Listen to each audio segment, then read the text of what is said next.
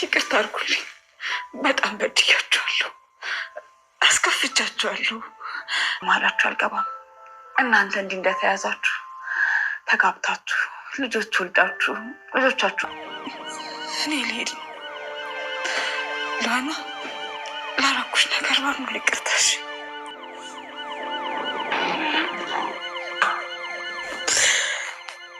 ደህና ሁን።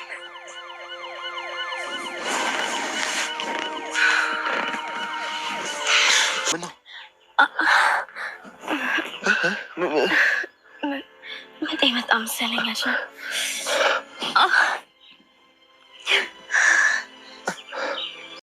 ልወና ድራማ የልወናን እርግዝና ሳንመለከት ከመውለዷ ደረስን። ወልዳም ልጅ አቅፋ ሳናያት ዛሬ ከምጡ ላይ ድረሱ ተባልን። ልወናና አድናን በሚገርም ፍቅር 9 ወር ሲሞላቸው እኛ ግን አላወቅንም። ክፍል 85 ስንደርስ ልወና እርግዝናዋን ሳታሳውቅ ያጥሮ ፋትስማሽ በማለት ዛሬ ከቸች ብላለች። በጣም ይገርማል። ሚራስ በዚህ ልክ ትቀየራለች፣ ራሷን ለንስሐ አጥባት አዘጋጃለች ያለማንም። አሁን ላይ ሞትን ቢመጣባት እንኳን የማትደራደር ጀግና ሴት ሆና ተከስታለች። የመጨረሻዋ በጣም ያሳዝንና ያስለቅስ ነበረ። ለይቅርታ እየተንበረከከችበት ለአድናን ምን ያህል እንደበደለችው አሁን በጥፍ መካስ እንደሚገባት ከራሷ ጋር ወስነ የተነሳችበት እለት ዛሬ እጆቿ ቁስል ናቸው። ዲናዋ ያለው ቆሻሻ ነው ሲያሰቃያት የነበረው ከእጇ ይልቅ። አሁን ላይ ተንበርክካ ይቅርታ ስትጠይቅ ልወና በፈገግታ ሚራ በዚህ ልክ ትቀይራለች ብዬ አላሰብኩም ነበረ። እንግዲህ አንድ ጊዜ ሆኗልና ይቅር ብለንሻል ስትል ከልብ የመነጨ ይቅርታ አደረገችላት። እኔም ለእናንተ የምመኘው መልካም ህይወት አለ፣ ልጅ ወልዳችሁ ሳሙ፣ አሽታችሁ ቃሙ ስትል መረቀቻቸው።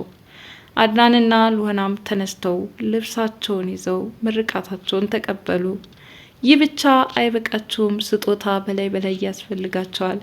ምክንያቱም እናንተ ተገፍታችኋል፣ ብዙ ፈተና አሳልፋችኋል። ህይወታችሁን ሲኦል አድርጌው ቆይቻለሁ፣ ምክንያቱም እቀናለሁ። ከሮቤል ጋር ሆነን የሰራነውን ምን ብዬ ስናገራለሁ? በቃላት ብዘረዝር ውሎ ያሳድረኛልና እዚህ በኋላ ያለኝ አማራጭ ቢኖር ለፖሊስ ተናዝዤ እጄን መስጠት ነው አለች። ዞሮ ዞሮ ህግ ነውና እነሱ ይቅርታ ቢያደርጉላትም የሰው ነፍስ ስለጠፋ እሷ እንደማትማሪ ያውቃሉና እነ አድናን እየተመላለሱ እስር ቤት ምግብ እያዘጋጁ ሊጠይቋት እንደሚችሉም በይቅርታ ፈቱት። በነገራችን ላይ ይቅር ማለት እስከ ምን ድረስ ነው የሚለውን ተምረንበታል። ማለትም ይቅርታ ገደብ አለው ወይስ የለውም? እውነት የሰው ልጅ ነፍስ ተቀጥፎ ይቅር ማለት የሚችል አንጀት አለ? መቼም ከውስጥ የማይረሳ ጠባሳ አለያም ቂም አለያም ጥላቻ እንበለው ሊኖር ይችላል ብዬ አስባለሁኝ። አድናን እንደዛ ወንድሙ ሞቶ እየተከነከነበት ይችን ነፍሰ በላ ይችን ነፍሰ ገዳይ አሁኑኑ አውጥቼ ጥላለሁ በማለት ራሷ አሁን የነፍሰ ገዳይ ነኝ፣ የሚገባኝን ቅጣት አሁን እጆችን ዘርግቼ እየተጠባበቅኩ ነው፣ እስኪ ደርሰኝ ድረስ ብቻ ደቂቃ እንድትሰጠኝ ለመንኩ። አድናን አንድ ጊዜ ጆሮ ብትሰጠኝ እስካሁን ድረስ የሰራሁትን እዘረዝረዋለሁ አለችው። አድናንም ካንቺ የሚጠበቅ መልካም ነገር የለምና አሁኑኑ ውጭልኝ፣ አለያ ደግሞ የደም ፍላቴ ገንፍሎ አንቺን እንዳላጠፋሽ ሲልም ተናደደ።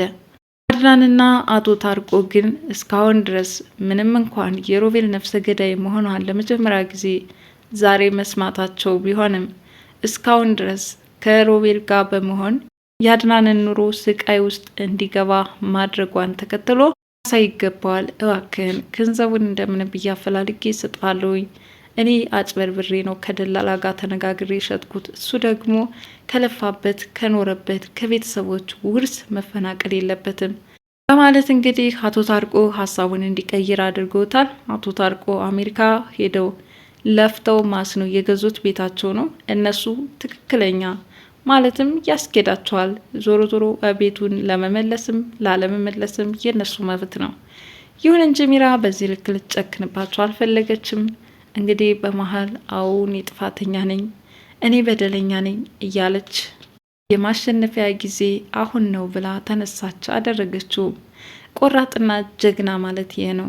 ማለትም ነገሮችን የሚመጡትን እንዲህ መጋፈጥ፣ ሞት የነጠቀችውን አሁንም ሞትን ሽሽት ከራሷ ጋር ተጣልታ መኖሯ ከህሊናዋ ጋር ሊያስማማት አልቻለምና እስከ መቼ ድረስ የሚለው ጥያቄ በቀላሉ እንዲፈታላት አድርጓታል።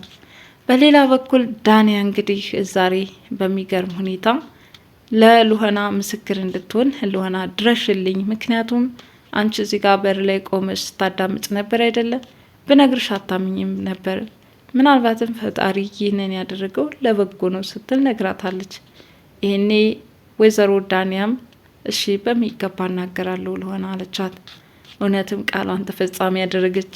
ለአድናን ሮቤልን የገደለችው ራሷ ሚራ እንደሆነች እንደሰማችም አረጋገጠችለት።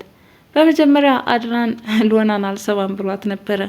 እንደውም ከዚህ ቤት መቀመጥ አያስፈልገንም፣ ይህ ሰውዬ ገና ለገና ቤቴ ተቀመጣችሁብኝ ብሎ አይደል እንዴ ጋ ችግር እየፈጠረ ያለው በማለት አድናን የታርቆን እሳቤ ሊረዳው አልቻለም።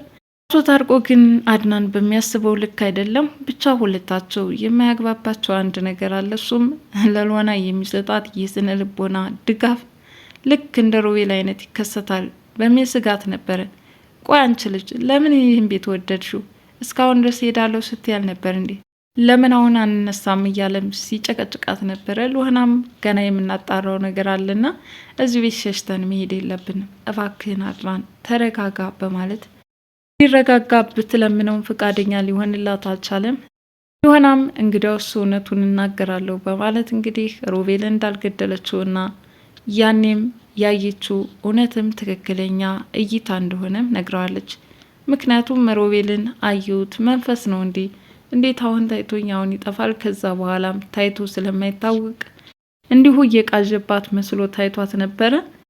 አድናንም ሚራ እንደገደለችው ስትነግረው እንዴት ሊሆን ይችላል የማይታመን ነገር፣ ያኔ በጠርሙስ ፈንክተሽ ጣልሽው አንቺ አይደለሽም ወይ?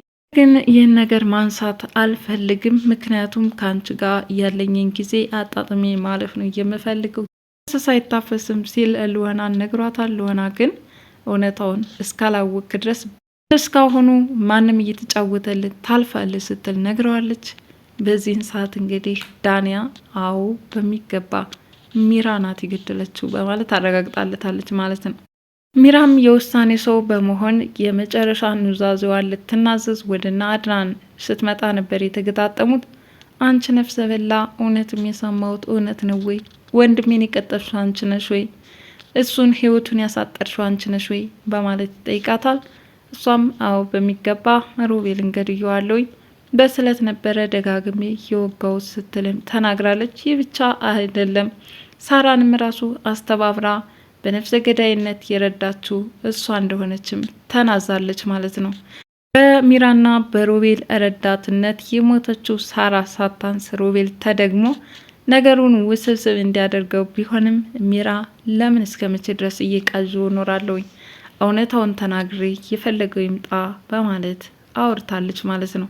ሉህናም የመጨረሻውን ኑዛዜ እንድትሰማ ተጠርታ እየሆነ ያለውንና ያደረገችውን በሙሉ መዘርዘር ስትጀምር በጣም ለማመን የሚያስቸግራቸው ከባባድ ነገሮች እንደፈጸመችም አወራቻቸው።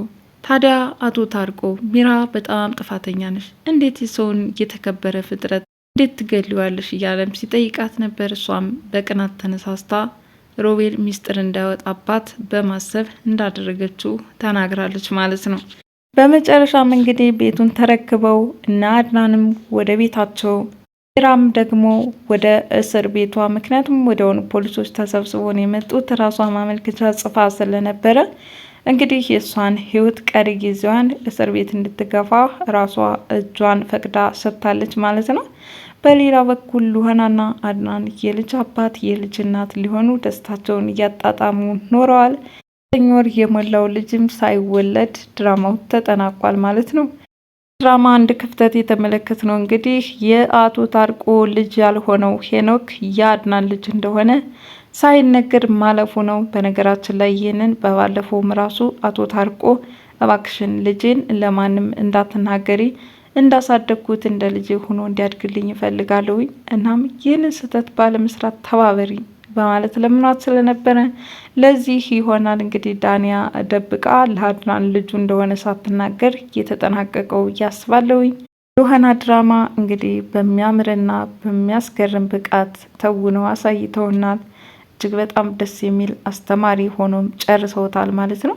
ምክንያቱም እንደዛው እንደተወሳሰበ ደብር ነበረ። እናም ድራማው የሆነ ትውስታ ትዝታ እንዲጥል አድርጎታል።